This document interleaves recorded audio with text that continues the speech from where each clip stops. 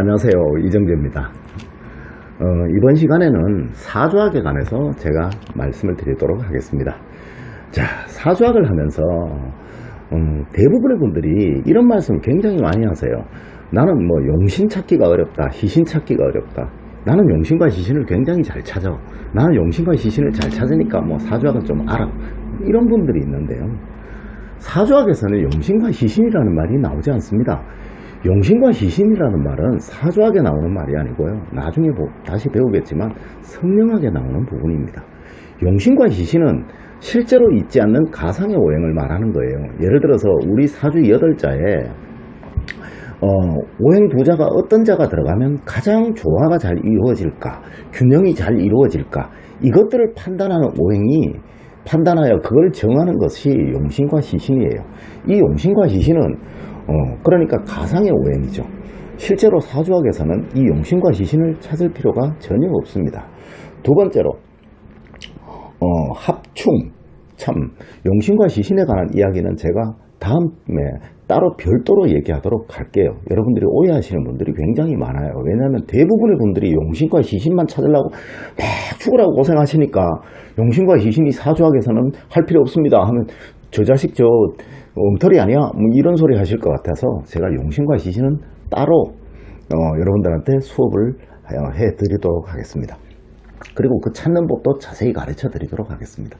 다음으로 합과 충, 신살 뭐 이런 것들은요, 사주학에서는 전혀 없는 것들입니다.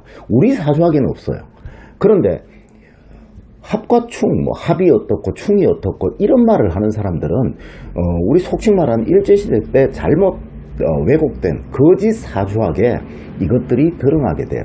만약에 이렇게 공부를 하게 됐을 때는요, 여러분들은 사주학에 관해서 나중에 가면 굉장히 크게 후회를 하십니다. 지금도 제가 아는 모든 분들이, 많은 분들이 이것 때문에 그죠, 빠져서 헤어나오지 못하는 분들이 많아요. 사주는 절대 있죠, 하나의 사주를 가지고 판단할 수가 없다라는 거예요. 예를 들어 이런 겁니다.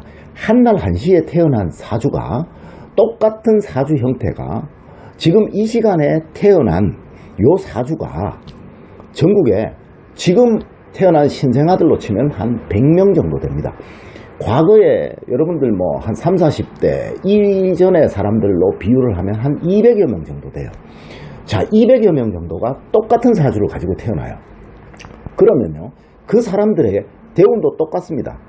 그렇다면 이렇게 되겠죠. 합과 충이 200명이 똑같겠죠. 좋을 때 같이 좋고 나쁠 때 같이 나쁘겠죠. 이런 엉터리가 어디 있습니까?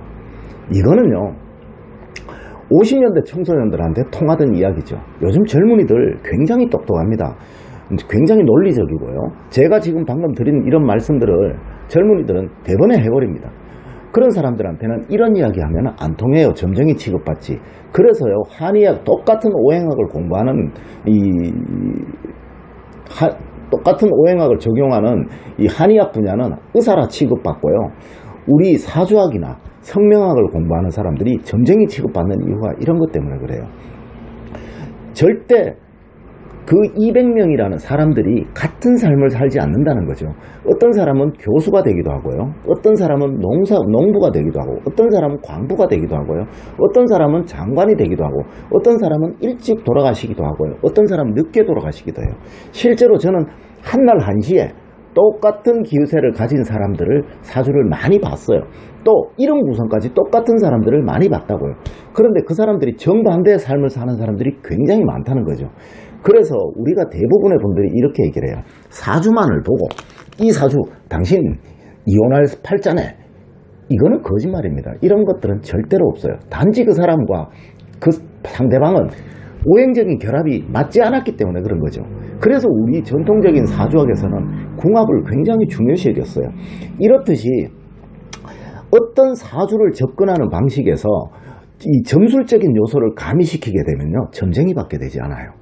제가 애초에 이 사주학의 역사에 관해서부터 말씀을 드렸던 이유가 이것입니다. 이 합과 충, 합이 어떻고 충이 어떻고 이렇게 얘기하는 순간에 그 사람들이 얘기하는 점술에 빠지는 거예요. 이런 것들은 절대로 우리 삶에 적용되지 않습니다. 아까 말씀드렸듯이요, 같은 때 같은 불행을 겪는 사람은 나와 똑같은 사주를 가진 사람 중에 없습니다. 그러니까 이런 것들은 공부할 필요가 없다라는 거예요. 자, 그 다음으로요, 이 선천운과 후천운에 관해서 제가 잠시 말씀을 드릴게요. 물론 이 부분들을 따로 해서 자세하게 제가 설명을 드리겠습니다만은 우선은 잘못된 부분부터 고쳐나가려고 제가 이렇게 말씀을 드리는 거예요. 선천운이라는 건 우리 속칭 말하는 사주를 말합니다. 이 사주는 태어나는 순간에 고정이 돼 있어요. 아까도 말씀드렸지만요, 나와 똑같은 사주를 가진 사람이 전국에 한 200명쯤 있어요. 많게는 200명이 넘을 수도 있고 적을 수도 있겠죠. 그 사람들이, 어떤 사람은 어린 시절부터 학업에 몰두하고 공부도 굉장히 잘하는 사람이 있고, 어떤 사람은 농땡이짓만 하는 그런 사람들도 있겠죠. 그리고 어떤 사람은 일찍 돌아가시는 분도 있을 거고요.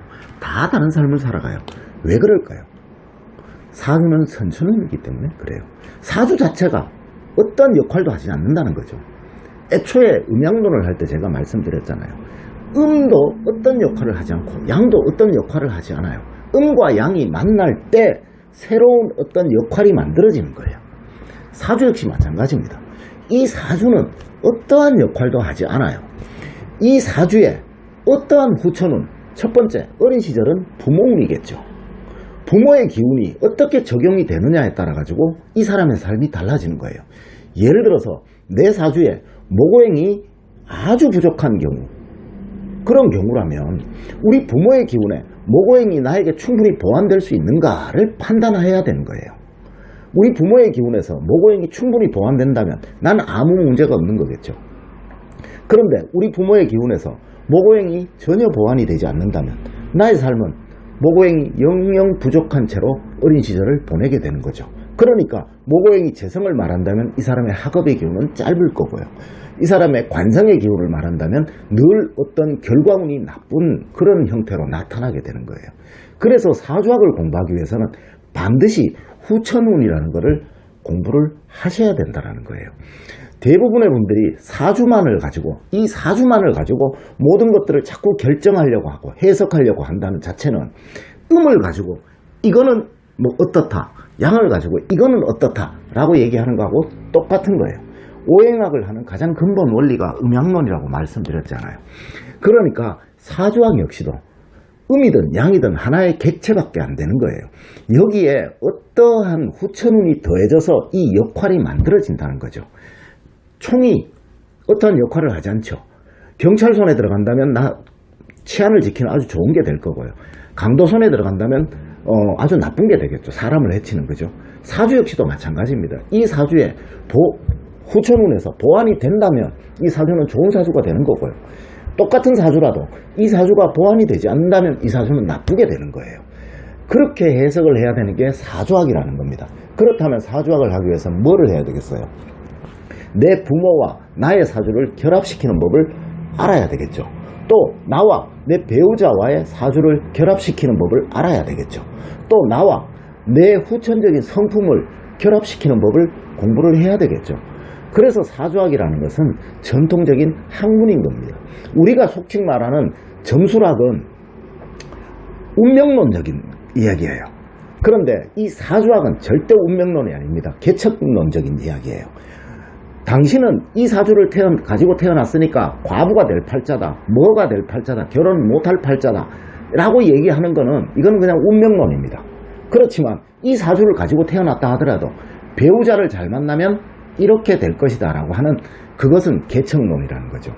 어떻게든지, 그죠? 학문이라는 것은 어떠한 하나 자체가 좋고 나쁜 것은 없다라는 거예요. 이거는 점술이죠. 여러분들은 이런 점수를 공부해 가지고는 영원히 점쟁이 받게 되지 않아요. 실제로 아까 제가 말씀드렸듯이 이 후천운과 결합시키는 법들을 다 익혀 나가셔서 그것을 적용하셔야지 진정한 학자가 되는 겁니다. 여러분들 모두 학자가 되기를 기원드리면서요, 절대 점쟁이는 되지 마세요. 다음에 또 이 부분들에 관해서 자세하게 또 설명드리고 말씀을 드리도록 하겠습니다. 자, 수고 많으셨습니다.